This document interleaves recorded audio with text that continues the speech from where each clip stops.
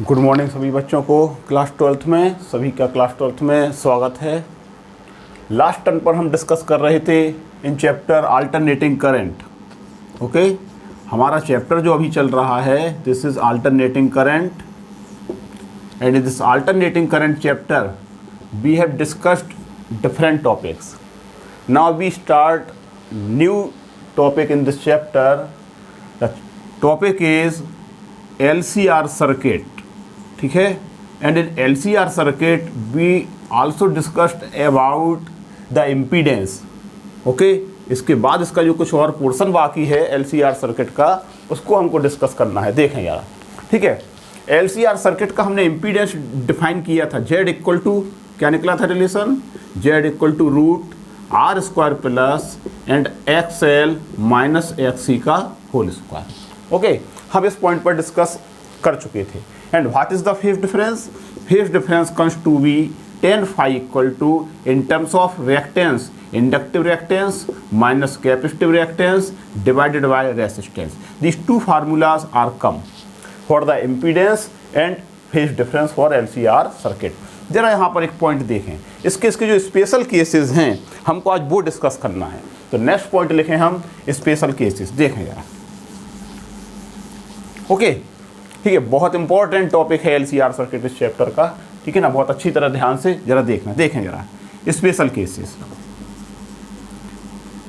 ठीक है, और ये सभी क्वेश्चंस एग्जामिनेशन में पूछे जाते हैं। ठीक है, जैसे पहला पॉइंट है, अगर हम सर्किट में if XL is taken greater than XC, यानी सर्किट में इंडक्टिव रिएक्टेंस कैपेसिटिव रिएक्टेंस से क्या हो, ज़्यादा हो, इसका मतलब ये है XL means omega L and is greater than 1 upon omega C, right. Then तुमको मालूम है inductive reactance is greater than capacitive reactance means your what is impedance, Z equal to we can write root R square plus and XL minus XC का whole square. And what is the phase difference?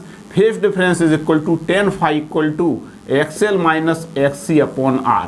And when XL is greater than XC, it means tan phi is positive। और tan phi positive मतलब का है ना, remember phasor diagram. हम यहाँ पर phasor diagram नहीं बना रहे हैं, कल हमने बनवाया था, है ना। जब tan phi पॉजिटिव है तो तुम्हारा phi भी पॉजिटिव आएगा, पॉजिटिव डायरेक्शन में। और phasor diagram you observe that in this case E circuit is inductive dominated. Circuit is inductive dominated, और सर्किट अगर इंडक्टिव डोमिनेटेड है तो तुम्हारा जो E होता है अप्लाइड वोल्टेज वो लीड द करंट, है ना, यानी वो करंट से क्या करता है, लीडिंग। और ये बात सही है कि जब प्योरली इंडक्टिव होता है तो 90 डिग्री लीड करता है, लेकिन यहाँ पर सर्किट चूंकि कैपेसिटेंस भी है, इंडक्टेंस भी है और रेसिस्टेंस भी है, इसका मतलब यहाँ पर क्या है, E तुम्हारा वो करंट से क्या करता है, लीड करेगा। ठीक है, दिस इज, है ना, E leads the current. This is your first case. And इसमें लिख देना इन दिस केस, और इस केस में डेफिनेट है circuit LCR circuit your is inductive dominated. कैसा होगा ये, इंडक्टिव डोमिनेटेड। ठीक, ये पॉइंट हम बेसिक थ्योरी इसके बारे में पढ़ चुके थे। आइए हमको ये स्पेशल केस डिस्कस करना है। ठीक है ना, जैसे सेकंड केस में अगर हम यहाँ देखें, जरा ध्यान देना, है ना, कि सेकंड केस में अगर हम यहाँ देखते हैं if XL is less than XC, okay, अगर XL की वैल्यू XC से क्या है, कम है, सेकंड केस, तो तुम्हारे समझ में आ जाएगा तुमको, है ना, कि if now XC, sorry capital L लिखें, है ना, X लिखें, XC is greater than XL means 1 upon omega into C capacitive reactance, this is greater than omega into L।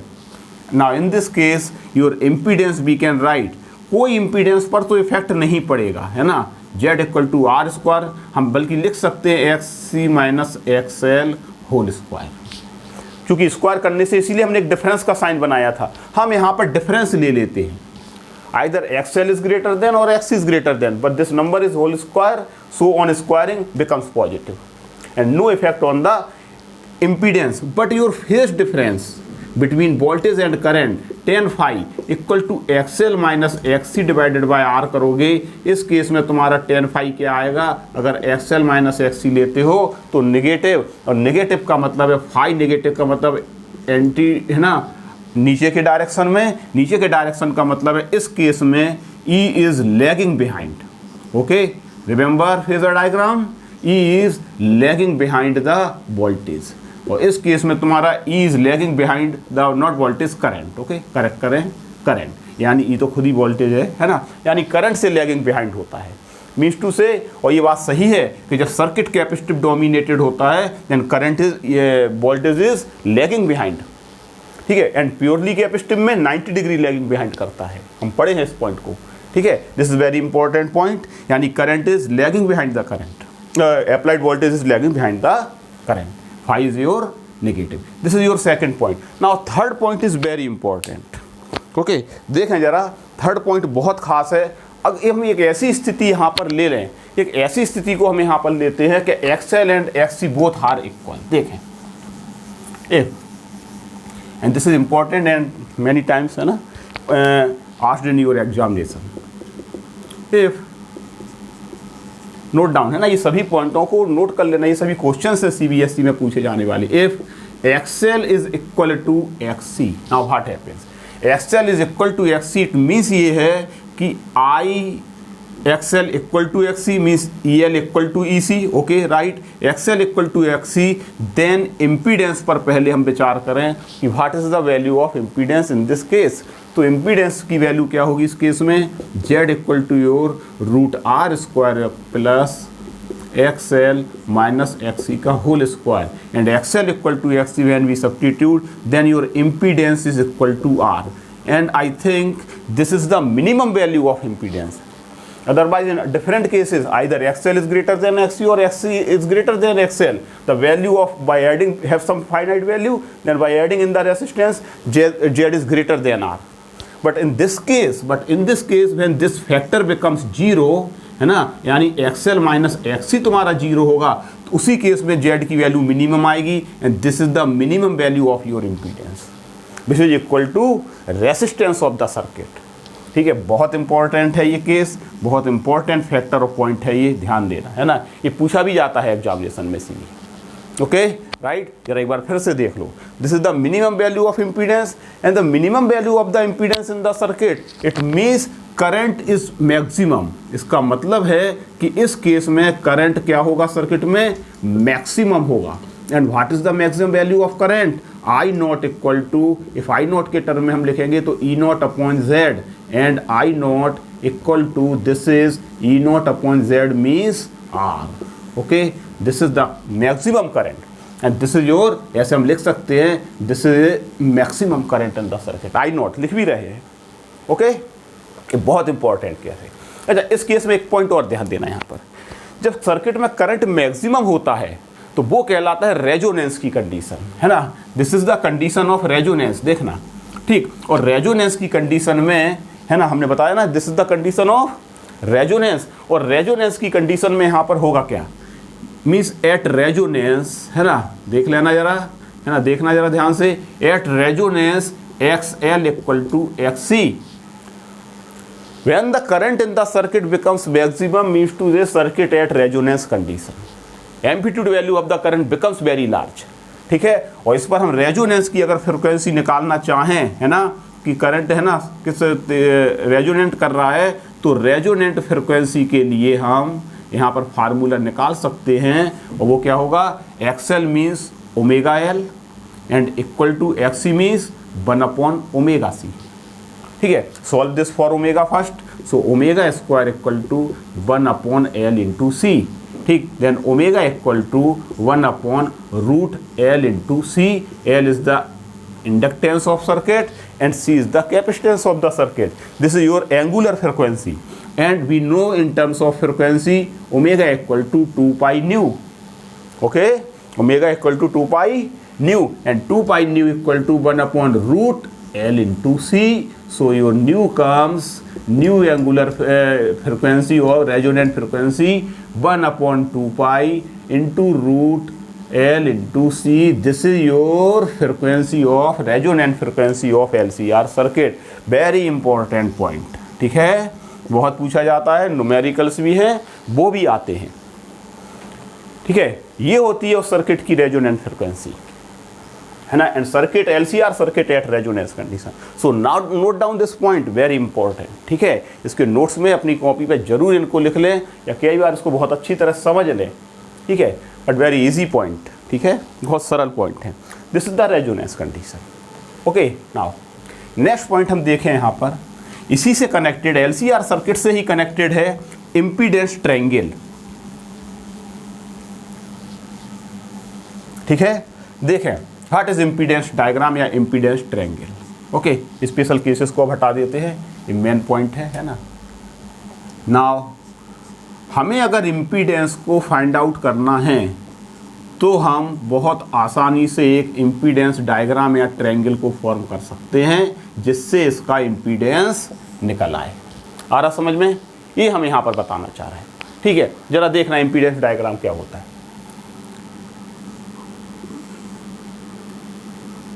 Like this, ठीक है। अगर हम ये फेज डिफरेंस की वैल्यू ले लें 5, okay, and this side ABC and this side shows the value of your EL minus EC, or in terms of reactance XL minus XC, and this side shows the JR.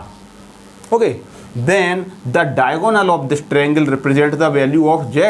Now you observe, you find out.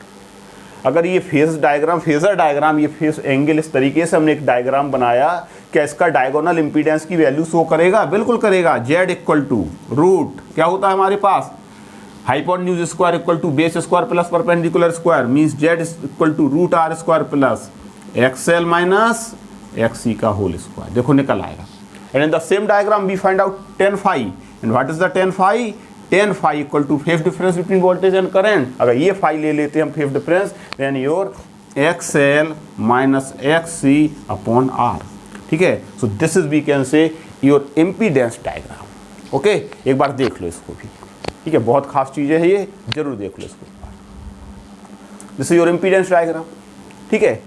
So this all the points are related to basic theory of, basic concept of LCR circuit and very important part of the chapter alternating current. इसलिए बहुत अच्छी तरह इसको कर लो। बहुत से numerical sums हमारे NCERT के बुक में भी हैं, एक्सरसाइज में भी, और बहुत अच्छे इसके क्वेश्चंस भी हैं, है ना। आगे अभी हम उन सभी को सॉल्व करेंगे, ठीक है, और पूछा भी जाता है कोई ना कोई पोर्शन इससे, ठीक है। हटाएं इसको। ओके, नाउ नेक्स्ट पॉइंट देखें अब इस चैप्टर का, ठीक है। इस चैप्टर का नेक्स्ट पॉइंट है, हम कल डिस्कस कर रहे थे एक टाइप का और सर्किट 2 एलिमेंट का, इसको हटा देते हैं, ठीक है। हाँ, एक LC ऑसिलेशन, LC सर्किट, कल हमने LR सर्किट के बारे में डिस्कस किया था, ठीक है। एक वीडियो यूट्यूब पर पड़ा है, इसको देख लेना, कंप्लीट पूरा है ना। इन LR circuit what is the impedance and phase diagram. और दूसरा हमने क्या पढ़ा था 2 एलिमेंट का, एक CR सर्किट। ओके, इसको भी बिल्कुल उसी तरीके से है, सेम, ठीक है। ये सॉल्व है, इसको देख सकते हो तुम, ठीक है। Now third circuit is LC circuit, ठीक है। और कल हमने कहा था उस वीडियो में कि हम इसके बारे में तुमको से बताएंगे। नाउ देखें LC सर्किट क्या हो, ठीक है। देखो LC सर्किट को अब डिज़ाइन करें पहले तो एक हम इसमें क्या करते हैं, एक इंडक्टेंस को कनेक्ट कर दें और एक क्या ले लें, capacitance. Okay, and both are connected with the help of an AC source, ठीक है। ये क्या है तुम्हारा AC सोर्स या AC mains, and the equation applied voltage E equal to, है ना, अल्टरनेटिंग पोटेंशियल कितना अप्लाई कराएंगे हम, E equal to E0 sine omega t, ठीक है। Now this is the value of L and this is the value of C, and the applied potential current is flowing in this circuit is I, and the voltage is divided in L and C. This applied voltage is divided in L and C, ठीक है। And the voltage, some amount of EL is across the inductance and remaining amount is across the capacitance. Okay, like this. Now, अब जरा phasor diagram इसका देखो। देखो अगर हम इसका फेजर डायग्राम देखते हैं ना, तो फेजर डायग्राम से क्या है देखना जरा, ये रेसिस्टेंस इसमें है नहीं। अगर हमें मालूम है कि इंडक्टेंस, अगर करंट का ये हम डायरेक्शन ले लें, है ना, तो हमको मालूम है कि देन अगर करंट का हमने ये डायरेक्शन सेलेक्ट किया तो हमें मालूम है कि इन प्योरली इंडक्टिव रेसिस्टेंस, इसको छुपाओ जरा, in purely inductive circuit voltage is leading the current. अगर ये करंट का डायरेक्शन लेते हैं then this is the direction of your voltage across inductance, because this is leading by 90 degree current, ठीक है। This is in the same way, इसको हम छुपाएं, हमको मालूम है कि in purely capacitive circuit purely capacitive circuit में जो कैपेसिटेंस के एंड पर जो पोटेंशियल होता है, this is lagging behind the current by phase difference of 90 degree. Since this is the direction of current, so this is the direction of in downward, this is the direction of your EC. Okay, right? clear है कि EL and EC are in opposite direction. देखो जरा ध्यान से, क्या EL और EC opposite direction में हैं? बिल्कुल हैं, है ना। और EL and EC are in opposite phase in LC circuit, यानी EL and EC have the phase difference of have opposite phase, और opposite phase होने का मतलब है they are in opposite direction. Okay, और इसी में हम एक कंडीशन अगर ले लें कि EL इक्वल टू EC, बोलो right, EL equal to EC, then Z इसका मतलब क्या होगा, IXL equal to IXC. Okay, ये आएगा तुम्हारा, ठीक है। और वैसे तो अगर ये इक्वल नहीं है देन नेट वोल्टेज कितना होगा, equal to EL minus EC या EL डिफरेंस EC, जो भी बड़ा हो, राइट, वही डोमिनेटेड हो जाएगा करंट से, ठीक है। लेकिन इन केस अगर कोई एक both are equal then IXL equal to IXC और we can say XL equal to XC, और in this case current is maximum in the circuit, ठीक है। और सर्किट में फ्रिक्वेंसी जो रेजोनेंट होता है वो क्या होता है, मैक्सिमम फ्रिक्वेंसी से रेजोनेंट होगा, जो हम अभी डिस्कस कर चुके हैं LCR सर्किट में, ठीक है। That is called your LC circuit. Okay, तो ये हमारा क्या होता है, एक छोटा सा पॉइंट LC सर्किट में बाकी था। हम इस LC सर्किट में फ्रिक्वेंसी भी फाइंड आउट कर लेंगे with the help of this equation.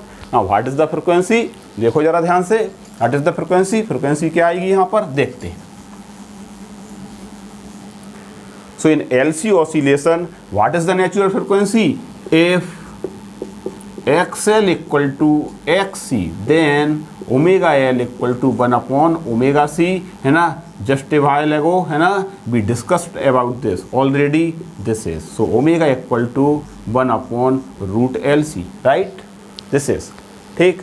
और in other term nu omega equal to क्या होता है, 2 pi nu equal to 1 upon root LC. So again your nu is equal to 1 upon 2 pi root LC. This is the natural frequency of LC oscillation और LC circuit, ठीक है। ये circuit की कौन सी फ्रिक्वेंसी कहलाएगी, नेचुरल फ्रिक्वेंसी है, जो अप्लाइड सोर्स है उसकी नेचुरल फ्रिक्वेंसी है, इस फ्रिक्वेंसी से ऑसिलेट करेगा, ठीक। देख लें जरा ध्यान से, बहुत इंपॉर्टेंट पॉइंट ये है,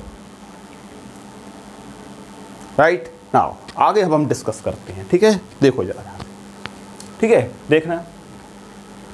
ओके, नेक्स्ट पॉइंट इस चैप्टर में बहुत इंपॉर्टेंट है, जरा ये उठाओ, है ना, ये देख। ओके, देखना जरा ध्यान से, हटाएं, ठीक। नेक्स्ट पॉइंट यहाँ पर जो डिस्कस हमको करना है, इसके बाद बहुत अच्छे एप्लीकेशन क्वेश्चन है यहाँ पर हम डिस्कस करेंगे, ठीक है।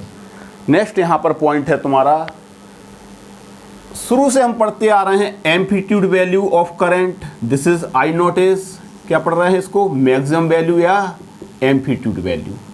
Okay, in the same way amplitude value of current, in the same way here IRMS, और इसको हम क्या बोल रहे हैं, root mean square value. This is called your root mean square value of current, right, root mean square current, ठीक, IRMS, ठीक है। आज हम इसको जरा डिस्कस और बहुत डिटेल अच्छी तरीके से देखें कि क्या इसका मीनिंग है, ठीक है। ये हमको पहले, है ना, ये पहले ही हम डिस्कस कर लेते हैं ना, लेकिन हमने ये बताया था कि हम इसको बाद में डिस्कस करेंगे एक सेपरेट टॉपिक पर about root mean square value and mean value. तो सबसे पहले हेडिंग लिखो, पॉइंट लिखें, मीन वैल्यू,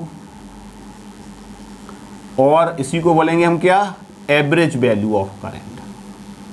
मीन वैल्यू और एवरेज वैल्यू ऑफ, है ना, alternating current.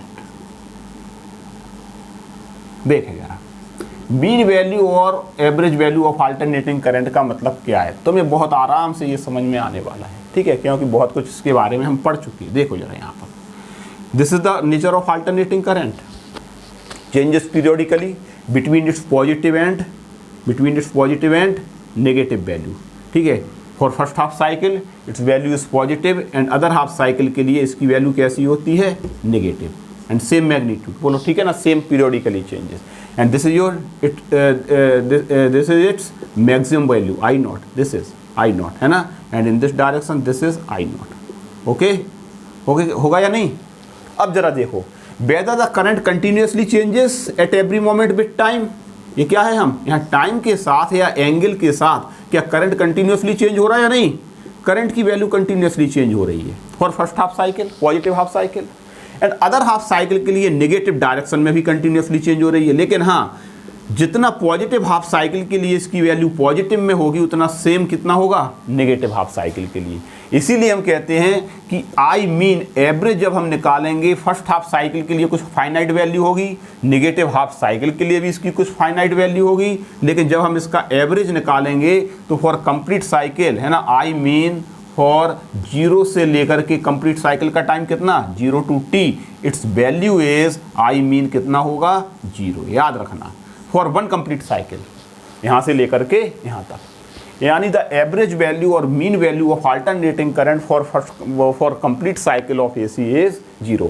But now our aim to find its sum value for positive half cycle and negative half cycle. Okay, तो हम देखते हैं कि पॉजिटिव हाफ साइकिल के लिए इसकी वैल्यू क्या होगी, राइट। तो ये तो क्लियर है ना, कि कंप्लीट साइकिल के लिए 0 आएगा। देखें, हम निकालते हैं for first half cycle, second half cycle के लिए यू सॉल्व, ठीक है। इसके लिए तुम खुद सॉल्व करना, देखना कैसे आती है वैल्यू। देखें, फॉर पॉजिटिव ऐसे ले सकते हैं हम, पॉजिटिव हाफ साइकिल, ठीक है, पॉजिटिव हाफ साइकिल या फर्स्ट हाफ साइकिल, ठीक है। और पॉजिटिव हाफ साइकिल का टाइम कहाँ से शुरू है, 0 से लेकर के t/2। नेगेटिव हाफ साइकिल के लिए लेंगे तो क्या होगा, t/2 से t। ओके, देखना क्या यहाँ 0 to t/2 I mean, and average का मतलब क्या होता है, in the method of language integration, I current जो इंस्टेंटेनियस करंट है उसको हम टाइम के रिस्पेक्ट क्या कर दें, integrate I dt and time taken 0 से t/2 and whole term divided by the total time t/2। This is the method of writing of average value. यहाँ पर लिखना चाहिए इसको बीचों बीच आई मीन, देख लो जरा।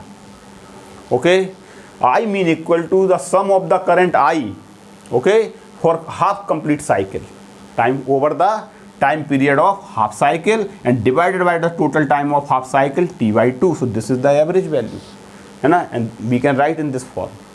यानी जिसको तुम समेशन करते हैं, जिसका हम समेशन करते हैं कंप्लीट हाफ साइकिल के लिए जो समेशन करेंगे उसी को हमने क्या लिखा है यहाँ पर, इंटीग्रेशन फॉर्म में लिखा। समेशन और इंटीग्रेशन का मतलब वही है ना, आई dt। एंड नाउ इसको हम सॉल्व करें, देखें 0 to यहाँ पर करें है ना, 0 से t/2। Now substitute the value of I, and what is the value of I? I equal to I naught sin omega t, alternating current upon t into dt upon t/2, यानी t/2। Okay, अब हम इसको solve करते चलें। सो t/2 की जगह क्या लिखें हम, t/2/t, इसको ऊपर ले जाएं बाहर, एंड इंटीग्रेशन 0 से t/2, और क्या I नॉट को भी बाहर कर लें, बिल्कुल I नॉट बाहर आ जाएगा। देखो जरा ध्यान से, I नॉट को हमने बाहर किया, ठीक है, 2I0/t, और ये क्या इंटीग्रेशन होगा यहाँ पर तुम्हारा, केवल sign omega T and dt। Okay, अब इसको हम इंटीग्रेट करें, देखें, हटा दें इसको, ग्राफ तुम्हारे पास है, ठीक है। So 2I0/t, so what is the value of I mean, I mean equal to 2I0/t, okay, 2I0/t, t के ही टर्म में निकालें, and integrate sine omega T, बोलो, है ना, बताओगे तुम लोग। साइन ओमेगा टी का इंटीग्रेशन बहुत पढ़ चुके हैं, minus cos omega T and into जो टी के साथ कांस्टेंट है ओमेगा आउट अपॉन में, ठीक है। दिस इज, माइनस को बाहर लिखें, क्या आएगा बताओ जरा तुम्हारा, -2I0/t इंटू ओमेगा, ओमेगा को भी बाहर कर लें, और कॉस ओमेगा टी, अब जरा देखें cos omega T and taking the limits 0 to t/2, 0 to t/2 ये, ठीक है, और ये कॉस ओमेगा टी और लिमिट 0 to t/2, राइट। फिर देखें आगे, इक्वल टू -2I0/t को भी हम लिख सकते हैं 2π/ओमेगा। अरे ओमेगा चाहे तो ओमेगा को लिख दें 2π/t, या टी को लिख दें फिर क्या 2π/ओमेगा इंटू ओमेगा। ओके, और यहाँ पर कॉस ओमेगा इंटू टी की जगह क्या रखेंगे, पहले अपर वैल्यू, अपर लिमिट रखते हैं, ठीक है। फिर माइनस कॉस ओमेगा इंटू फिर टी की जगह क्या रखोगे, लोअर लिमिट, दिस इज, ठीक है। देखें यहाँ, देखो जैसे 2 से 2 कैंसिल, ओमेगा से ओमेगा कैंसिल, क्या आएगा माइनस आई नॉट अपॉन पाई, ठीक है। और यहाँ पर सॉल्व करोगे तो ओमेगा की जगह फिर से क्या रखोगे, देखो जरा 2 पाई, टी की जगह या 2 पाई या ओमेगा की जगह कॉस, चलो सॉल्व करके दिखा देते हैं। ओमेगा मीन्स है ना T equal to 2 pi upon omega, omega means 2 pi upon T into T by 2, okay. और माइनस ये तो क्या हो जाएगा तुम्हारा कॉस 0, और देखो टी कैंसिल हो, ये कैंसिल, ठीक है। तो क्या आएगा नेक्स्ट स्टेप, माइनस सॉल्व करते चलो आई नॉट अपॉन पाई, ये क्या बचेगा कॉस पाई, और कॉस पाई की वैल्यू क्या होती है -1, और माइनस कॉस 0 की वैल्यू भी 1, तो माइनस माइनस प्लस हो जाएगा आगे, यानी 2 I naught upon pi. So this is your mean value of A C, ठीक है, इसको नोट कर लो। This is your mean value of A C with positive sign, -2 और माइनस का माइनस मल्टीप्लाई करोगे तो 2 I naught upon pi. So this is the mean value of A C for first half cycle. इस first half cycle के लिए इसकी mean value of A सी की ये वैल्यू आती है, ठीक है, प्लस 2 आई नॉट अपॉन पाई। पूछा जाता है एग्जामिनेशन में, इसको ड्राइव है ये इसका, how can we find out it, ठीक है, ये होता है। ठीक, देखना जरा आगे point. So plus 2 I naught upon pi for first complete half, for first half cycle, okay. इसी प्रकार से सिमिलरली अगर हम इसको ड्राइव करें ना, है ना, ये वर्क हम तुम्हारे लिए छोड़ते हैं। सिमिलरली नेगेटिव हाफ साइकिल, अगर हम इसकी वैल्यू को नेगेटिव हाफ साइकिल के लिए ड्राइव करेंगे, नाउ यू सॉल्व इट। और नेगेटिव हाफ साइकिल के लिए इंटीग्रेशन कहाँ से कहाँ तक करोगे, t/2 से t तक, ओके। और ये वाले प्रोसेस से पूरा अप्लाई कराना वैल्यूज़ को, इंटीग्रेशन t/2 से t, okay, I D T, ये तुम्हारे लिए वर्क है असाइनमेंट, और इंटरवल ऑफ टाइम t/2 भी है। जब तुम देखोगे आई की वैल्यू को रख करके सॉल्व करोगे, and this value comes to be -2 I naught upon pi, कितना आएगा ये, कितना आएगा ये नेगेटिव हाफ साइकिल में, same value same magnitude but with negative sign, okay. यानी ये सेम वैल्यू के साथ बट नेगेटिव साइन के साथ ये वैल्यू आएगी नेगेटिव हाफ साइकिल के लिए। It means first half cycle positive half cycle के लिए वैल्यू पॉजिटिव है, नेगेटिव हाफ साइकिल के लिए वैल्यू नेगेटिव है। और अगर हम दोनों को ऐड करेंगे तो कंप्लीट साइकिल के लिए, I mean for complete cycle, ठीक है, 1, ठीक है, ये लिख लेना, 1 कंप्लीट साइकिल। और 1 कंप्लीट साइकिल के लिए तुम्हारा मीन वैल्यू क्या होगा, क्या होगा 0 है। जब दोनों को ऐड करोगे तो क्या आ जाएगी वैल्यू, बोलो 0, ओके। देख लो जरा ध्यान से इसको, right. This is your mean value of AC for complete cycle. That is the reason, है ना, जो मूविंग कॉइल गैल्वेनोमीटर होता है, जब एसी करंट फ्लो होता है ना, does not show any moment deflection. Momentarily deflection तो होता है दोनों साइड इक्वल, लेकिन वो इतना तेजी से रैपिडली होता है that we can not observe it. For complete cycle के लिए क्या होता है, करंट 0 होता है, और इसका एवरेज जब निकालते हैं ओवरऑल एवरेज तो वो क्या निकलता है 0, ठीक है। इसी को हम ये भी लिख सकते हैं यहाँ पर, 2 से अगर डिवाइड पाई को 2 को अगर डिवाइड करेंगे पाई से तो ये आएगा कितना 0.637 टाइम्स ऑफ आई नॉट। इस तरीके से ये भी कितना आएगा तुम्हारा नेगेटिव में 0.637 times of I not, okay, note down. So this is one topic, है ना, जिसके बारे में हमें डिस्कस करना था, हम बहुत पढ़ते रहे। What is the mean value and average value of alternating current for first half cycle and negative half cycle, ठीक है, and for over a one complete cycle of AC, ठीक है। Now next point जरा देखना, दूसरा point हम discuss कर रहे थे इसके बारे में, रूट मीन स्क्वायर वैल्यू, है ना, देखें आप जरा। Now what is the root mean square value of current, है ना, देख IRMS मतलब समझना पहले IRMS का मतलब क्या है, ठीक है। व्हाट इज IRMS करंट,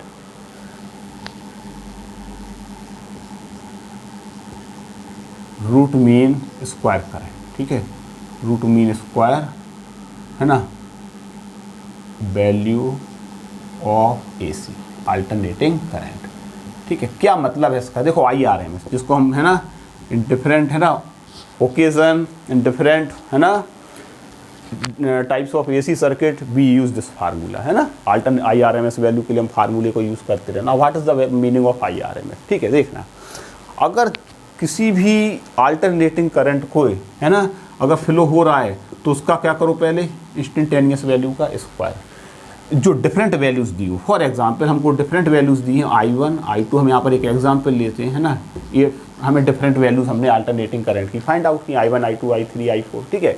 हमको IRMS वैल्यू फाइंड आउट करना है। IRMS वैल्यू फाइंड आउट करने का तरीका क्या है, देखना ज़रा। पहले हम इनकी करंट्स की क्या करें, स्क्वायर, ओके। स्क्वायर करके इनका फिर क्या ले लें, एवरेज, और जब एवरेज लेंगे तो सभी करंटों को स्क्वायर करके क्या करा हमने फिर, then add and divided by number of currents 4, ठीक है। And finally we take root, and finally we take here also root. So this is the meaning of your IRMS. So what is the IRMS current mean? IRMS current को find out करने का समझने का तरीका है बहुत simple word में, squaring the currents, then taking their average mean and finally taking their square root, ठीक है, रूट है ना। और जब ये करोगे तो क्या निकल आएगा तुम्हारा IRMS। अब यही IRMS वैल्यू हमको एक कंप्लीट साइकिल, ओवर एक complete cycle of alternating current find out करना है, देखें, ठीक है, देखते हैं कैसे निकलेगा, ठीक है, okay. Note down it and this formula है ना, ये मीनिंग है यहाँ पर रूट मीन स्क्वायर, देखो नाम ही है उसका IRMS। IRMS मतलब करंट का पहले हम क्या करें, स्क्वायर, फिर क्या लें उसका मीन, और बाद में क्या ले लें, रूट, इस ऐसे चलते हैं। So this is your IRMS, ठीक है। Now find the formula for IRMS value over a complete cycle, ठीक है। अब हमको एक कंप्लीट साइकिल के लिए IRMS की वैल्यू फाइंड आउट करना है, या इसी को हम ऐसे बोल दे रहे हैं टू फाइंड, हम ये रिलेशन निकालेंगे अब कि IRMS that IRMS equal to, इसका एम्पलीट्यूड वैल्यू के साथ रिलेशन होता है IRMS equal to I0 upon root 2। देखो जरा ध्यान से, यानी IRMS इक्वल टू क्या करेंगे हम, I0 अपॉन रूट 2 ये ड्राइव करें, ठीक है, देखें जरा, ठीक है, वेरी इंपॉर्टेंट। और जैसा करंट में है वैसे ही वोल्टेज में भी है, IRMS इक्वल टू क्या हो जाएगा, amplitude value of potential upon root 2, ठीक है। सिमिलरली हम एक के लिए ड्राइव करते हैं, करंट के लिए हम ड्राइव करते हैं, अल्टरनेटिंग पोटेंशियल के लिए भी अपने आप वही बिल्कुल मैनर से, सेम मैनर से क्या हो जाएगा तुम्हारा, ड्राइव हो जाएगा, ओके। तो देखें जरा, IRMS equal to I0 upon root 2 निकालें, ठीक है, ओके। देखो सबसे पहले हम करंट के स्क्वायर का एवरेज निकालें ओवर ए कंप्लीट साइकिल, और अभी थोड़ी देर पहले हमने क्या किया था, कंप्लीट साइकिल के लिए ही निकालते हैं, ठीक है। 0 से कंप्लीट साइकिल का time 0 to t, I square का एवरेज निकालना है, तो बस यहाँ पर I square dt and divided by the time of, total time of complete cycle, this is, so this is the meaning of average, a mean value of square of current. तो सबसे पहले हम इसके करंट का क्या कर दें, square का एवरेज फाइंड आउट कर लो, और स्क्वायर का एवरेज फाइंड आउट करने है ना, स्क्वायर करंट का एवरेज मीन वैल्यू और एवरेज वैल्यू फाइंड आउट करने का तरीका क्या है, I square over a complete cycle divided by the time of complete cycle. Now substitute the value of I0, चूंकि I इक्वल टू क्या होता है, I0 साइन ओमेगा टी, और जब स्क्वायर करोगे इसका तो क्या रख दोगे, सब्स्टिट्यूट दिस वैल्यू, तो क्या आएगा तुम्हारा 0 से t, okay, I square I0 square sine square omega T dt, okay, divided by t, ठीक। सॉल्व करते चले जाएं, इसके बाद नेक्स्ट स्टेप I0 स्क्वायर भी taken outside upon t taken outside. Now क्या बचेगा, 0 से t sign square omega T into D T. Now integrate sign square omega T, बताओ कोई साइन स्क्वायर ओमेगा टी का इंटीग्रेशन क्या होगा, खास तौर से जो यहाँ पे है ना मैथमेटिक्स या बायो लिए हैं सभी लोग, इसका बताओ जरा कि हम साइन स्क्वायर ओमेगा टी का इंटीग्रेशन क्या करेंगे, ठीक है। क्योंकि हम मैथमेटिक्स तो पढ़ने जो लिए हैं वो तो मैथमेटिक्स 11th और 12th में पढ़ ही रहे होंगे, यहाँ पर बायोलॉजी जो लिए हैं वो भी उनको भी ये देखना है, ठीक है, क्योंकि उनका 10th के बाद मैथमेटिक्स का ये पोर्शन कहीं भी कनेक्टेड नहीं है ना, उनके लिए फिजिक्स में ये थोड़ा एक चैलेंजेबल चीज़ है, इसलिए वो ज़रा ध्यान से देखना।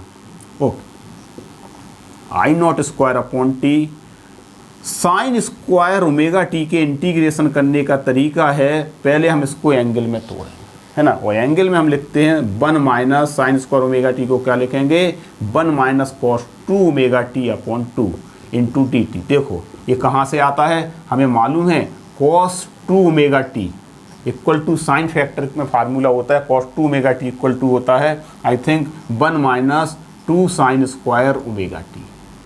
ओके, कई तुम लोगों में से मैथमेटिक्स लिए वो ज़्यादा अच्छी तरह से उनको रिवीजन में होगा ये चीज़, ठीक है। और जब इसको साइन स्क्वायर ओमेगा टी को लिखना है तो क्या लिखेंगे हम 1 माइनस कॉस 2 ओमेगा टी और फिर 2 को divide with this. So what is the value of from here this formula of cos 2 omega T, what is the value of sine square omega T 1 minus cos 2 omega T upon 2। ले आए कि नहीं ले आए, upon में ले आए, ठीक है। तो we have to first split the sine square omega T into the cos 2 omega T, then now we integrate. Now देखो ये 2 तो बाहर आएगा, तो 2 बाहर आएगा तो क्या होगा I naught square upon 2t, okay. और ना इस तरीके से ब्रैकेट लगाएं। अब इस dt का 1 है, 1 माइनस कॉस 2 ओमेगा टी है, 2 इंटीग्रेशन में तोड़ दें, 0 to t 1 का अलग कर दें, dt माइनस और फिर 0 से t, ठीक है। और किसका हो जाएगा कॉस 2 ओमेगा टी dt, ठीक है। ध्यान से देखना ये स्टेप सा, ठीक है। केवल मैथमेटिकल स्टेप हैं लेकिन है बहुत ईजी, घबराने की जरूरत नहीं है। 2 को हमने बाहर किया होल फैक्टर, फिर 1 माइनस कॉस 2 ओमेगा टी, तो 1 का dt के रिस्पेक्ट और कॉस 2 ओमेगा टी का dt के रिस्पेक्ट, दोनों को सेपरेट इंटीग्रेट कर देंगे, ठीक है ना। नेक्स्ट स्टेप देखना, सो ये हटा दें, ठीक। इंपॉर्टेंट रिलेशन था ये, ठीक है। 1 का integration, so I square mean चल रहा है अभी ये, है ना।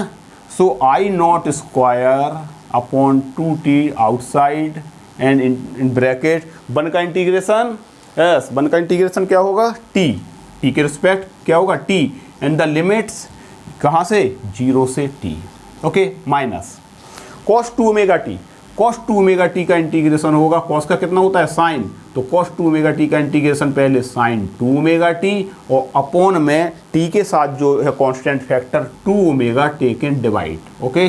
अपॉन में ले लेते हैं बाहर, and limit is your 0 to t, lower limit upper limit, ठीक है। फिर आगे देखो आई नॉट स्क्वायर अपॉन 2t, इसका एक बहुत शॉर्ट मेथड भी है ना, लेकिन हम वो यहाँ पर अप्लाई, हम पूरे होल स्टेप मैथमेटिकल जो स्टेप्स हैं वही करके दिखा रहे हैं। पहले अपर वैल्यू रखेंगे माइनस लोअर वैल्यू, तो ये क्या आएगा तुम्हारा t माइनस 0 माइनस, यहाँ से हम चाहें तो 1 अपॉन 2 ओमेगा को बाहर कर लें यहाँ पर, और अब यहाँ पर लिमिट्स रख दें साइन 2 ओमेगा इंटू टी की जगह capital T minus sine 2 omega into फिर 0, ठीक है, lower value like this, and this is your. अब जरा देखना जरा over a complete cycle, t की जगह हम रख दें, ओमेगा की जगह रखें 2 पाई अपॉन टी। चलो एक स्टेप और है, उसको और बढ़ा देते हैं, कोई दिक्कत नहीं है ना, लेकिन समझ में आना चाहिए कि वैल्यू आ कहाँ से रही है ना, ये बहुत ज़्यादा ज़रूरी है। So I naught square upon 2t into यहाँ पर क्या होगा, अभी बना ही रहने दो, ये t minus 1 upon 2 omega into sine 2 omega, 2 omega की जगह क्या रखते हैं हम 2 pi upon T into T, and minus ये क्या हो जाएगा तुम्हारा साइन 0 0, ये 0 का मल्टीप्लाई होगा साइन 0 की वैल्यू क्या होती है 0, t से t कैंसिल, साइन 4 पाई 2 पाई है ना, 4 पाई 6 पाई 2n पाई, और इनिशियल वैल्यू पर आएगा तो साइन 0 भी क्या होगा 0, क्योंकि साइन 4 पाई की वैल्यू क्या होगी तुम्हारी 0, तो होल स्टेप बिकम 0, और 0 का जब मल्टीप्लाई करोगे तो ये पूरा स्टेप क्या आ जाएगा 0, यानी ये t अकेला बचेगा, और फिर ये t से t कैंसिल, तो क्या निकल आया तुम्हारा I square mean equal to I naught square upon 2, this is the relation comes. पहले तो ये देख लो, ओके, पहले तो ये रिलेशन देखो, क्या ये सही है,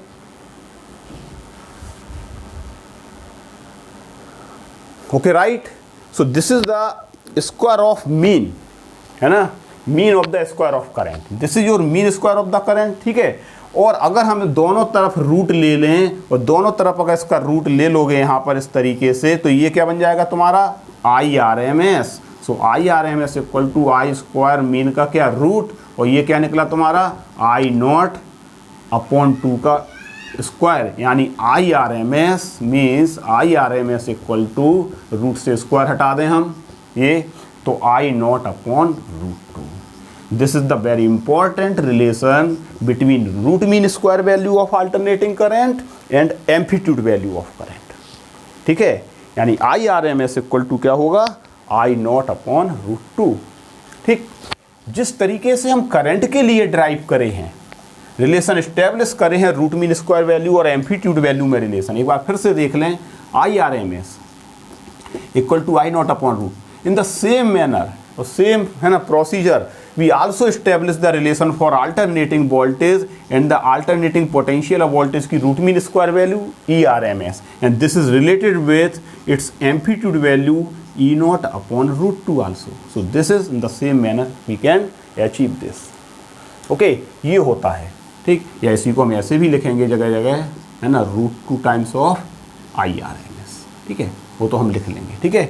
ये जब ये हमको मालूम है तो हम ये क्रॉस मल्टीप्लाई करा के लिख सकते हैं. So this is complete topic about mean value of AC and root mean square value of AC. In the same manner root mean square value of AC and root mean square value of alternating potential or voltage. This is your complete one lecture about these two types of current. ठीक है, next turn पर हम फिर पढ़ेंगे एक नया topic about power और loss of energy और power dissipated in an AC circuit and on what factor the value of energy and power depends. ठीक है, ये हम तुम्हें बताएंगे अगले टॉपिक पर. ठीक है, ओके, थैंक यू.